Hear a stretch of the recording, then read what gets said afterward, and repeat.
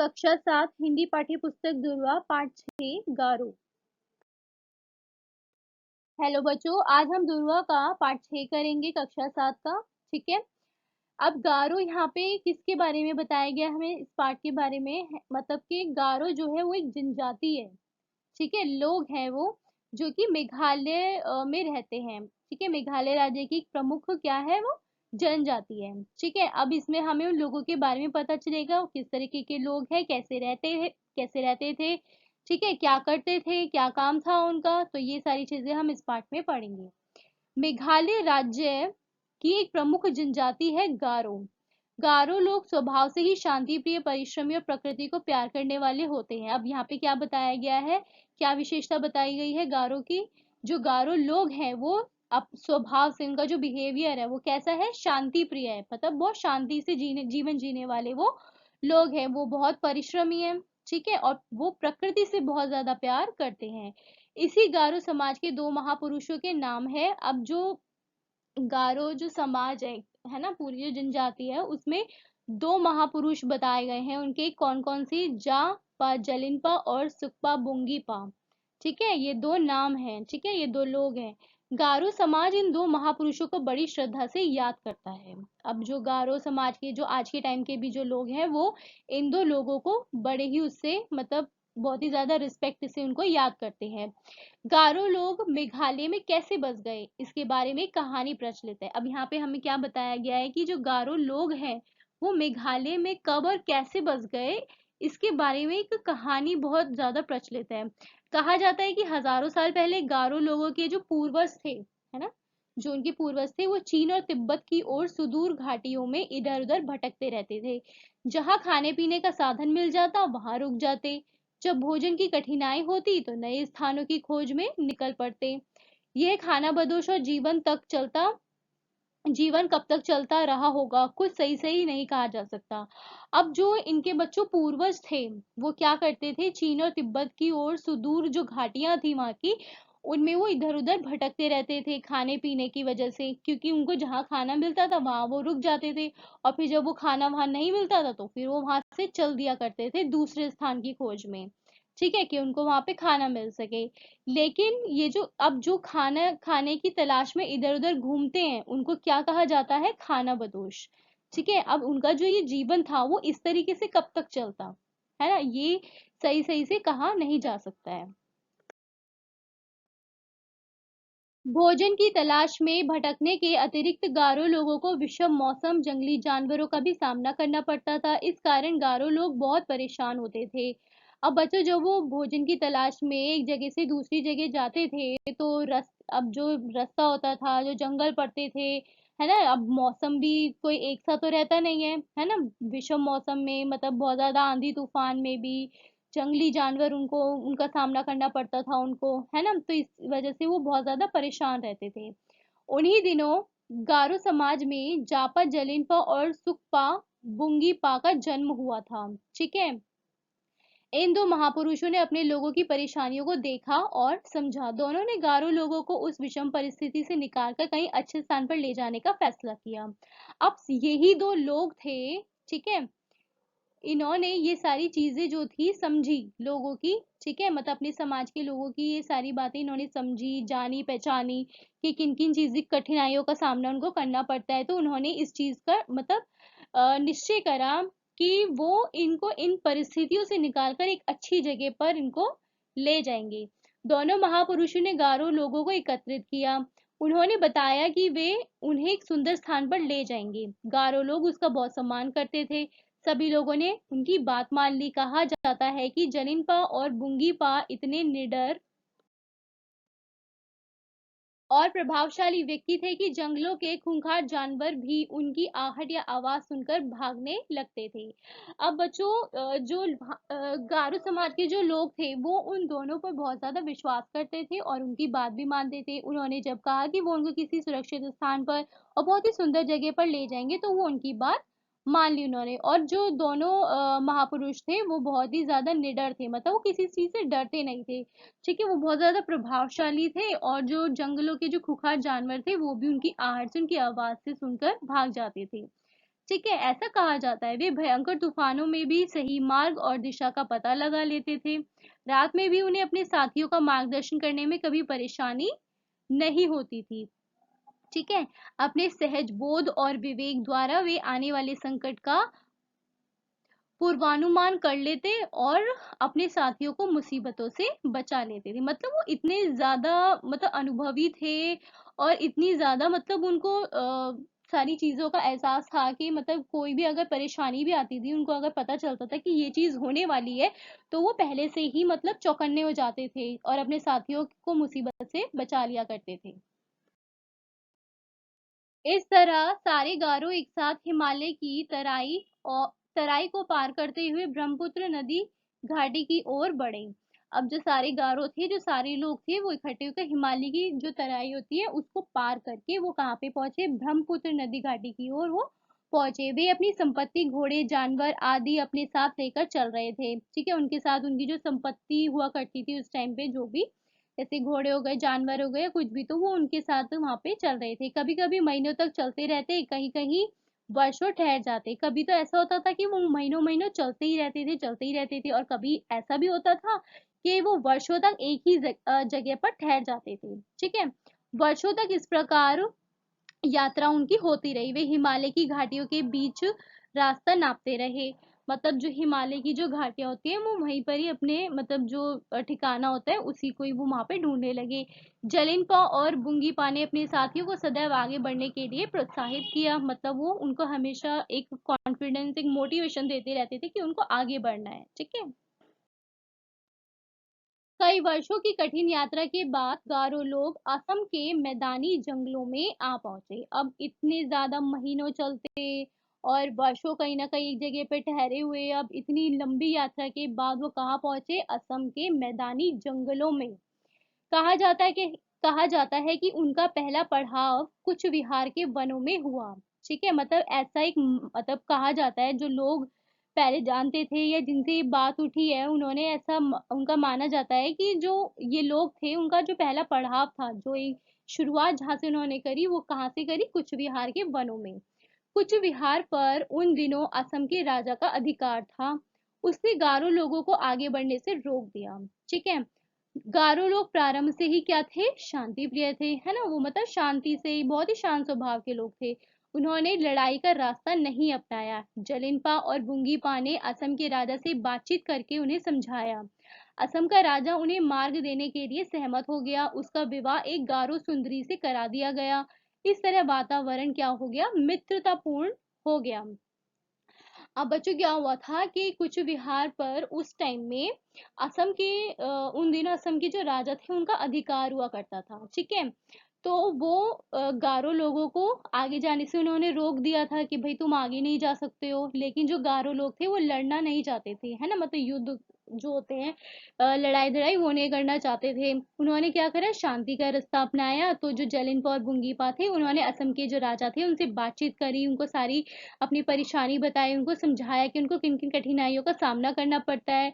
तो दोनों की तो राजा की और उन लोगों की बात से क्या हुआ? एक सहमति हो गई। ठीक है, उन्होंने, जो राजा था वो सहमत हो गया, उन्होंने उनको मार्ग दे दिया। ठीक है, और जो उसका विवाह था वो गारो सुंदरी से कर दिया गया। अब क्या हो गया? जब उनका विवाह हो गया तो इससे एक रास्ता खुल गया, मतलब एक रास्ता साफ हो गया, और जिससे जो वातावरण था दोनों के बीच, वो मित्रता का हो गया। ठीक है, मित्र बन गए। कुछ विद्वानों का अनुमान है कि यह घटना लगभग प्रथम सदी ईसा पूर्व की है।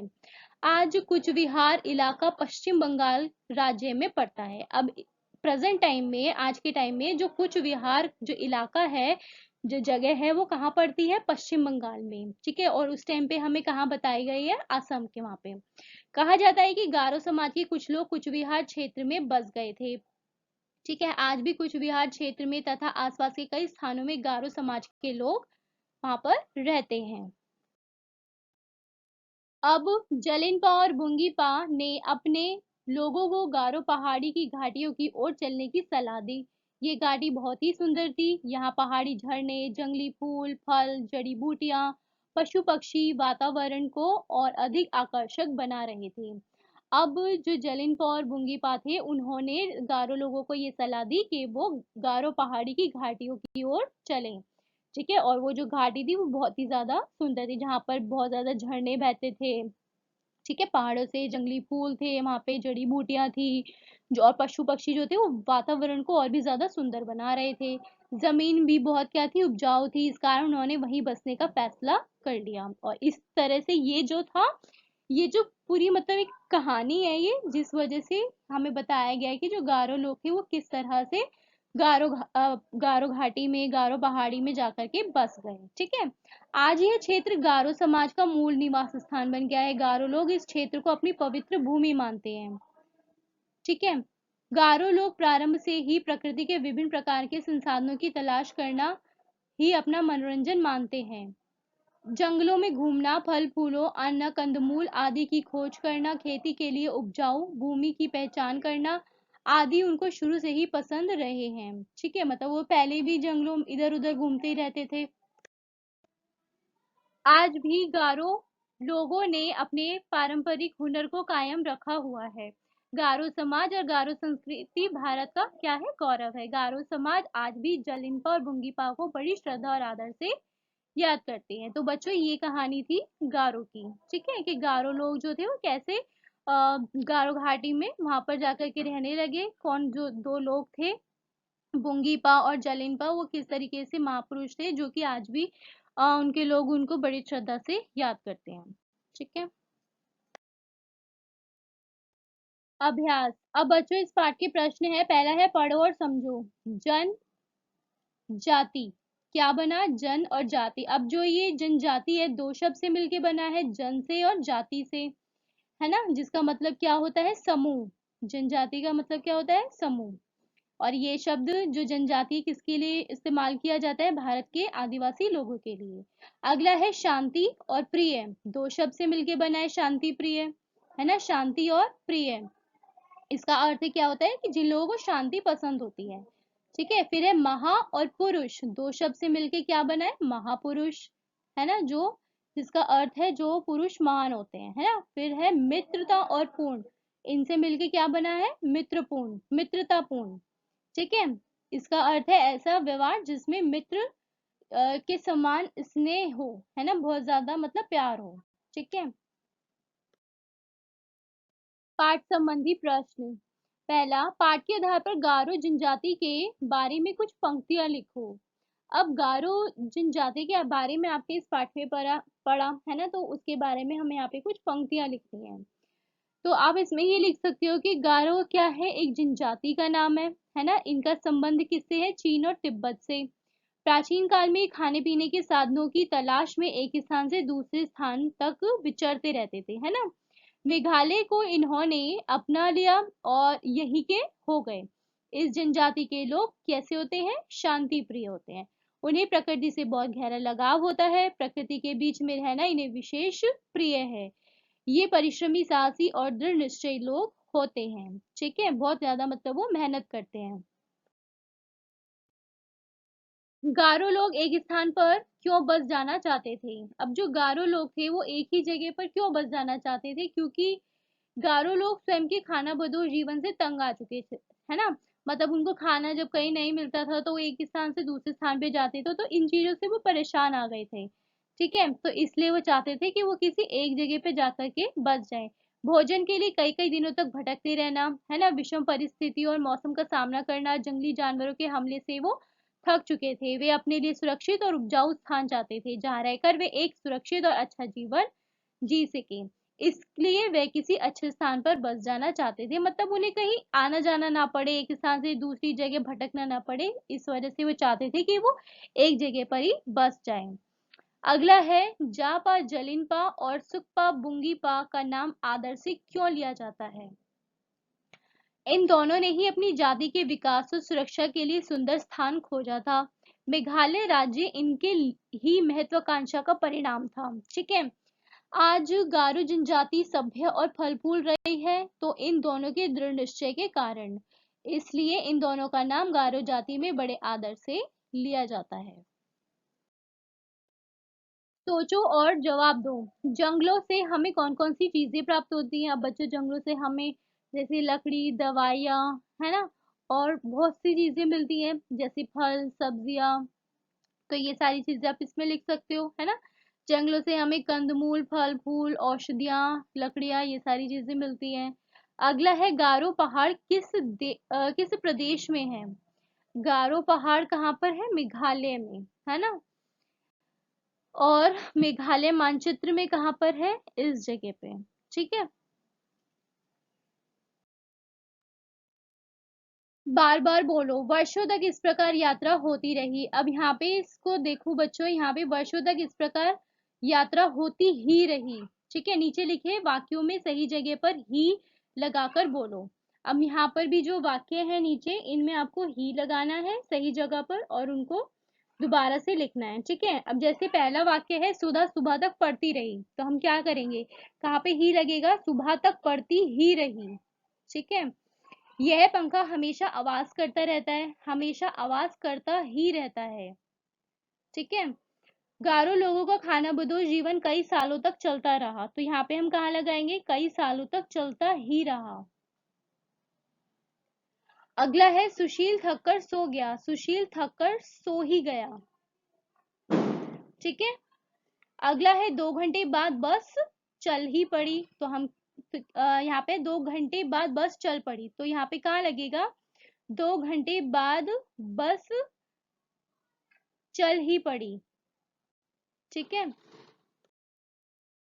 अगला है, सही सही नीचे लिखे शब्दों में सही अक्षर भरो। अब बच्चों यहाँ पे आपको 3 अक्षर दिए गए हैं, स श श, ठीक है।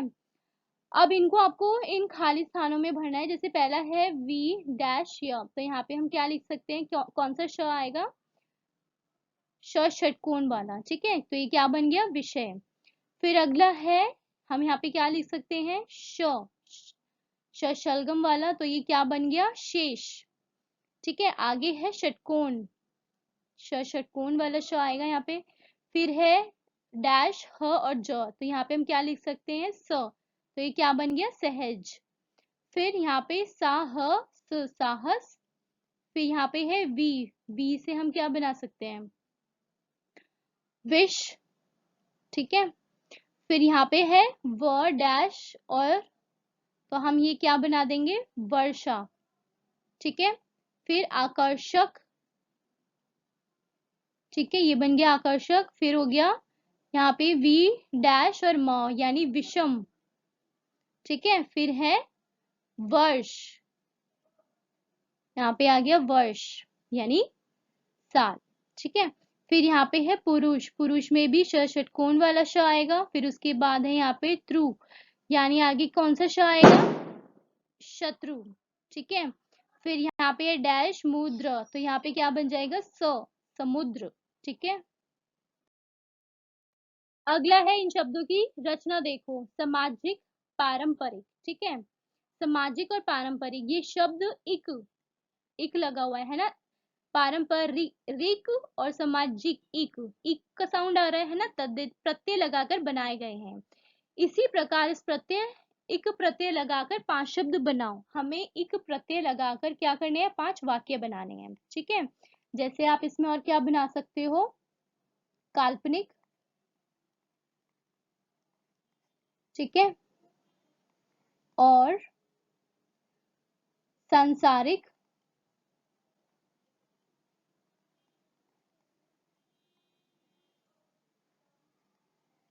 साप्ताहिक,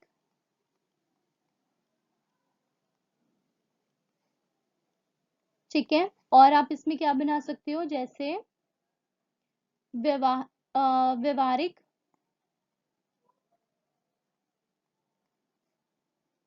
और आप क्या बना सकते हो इसमें, जैसे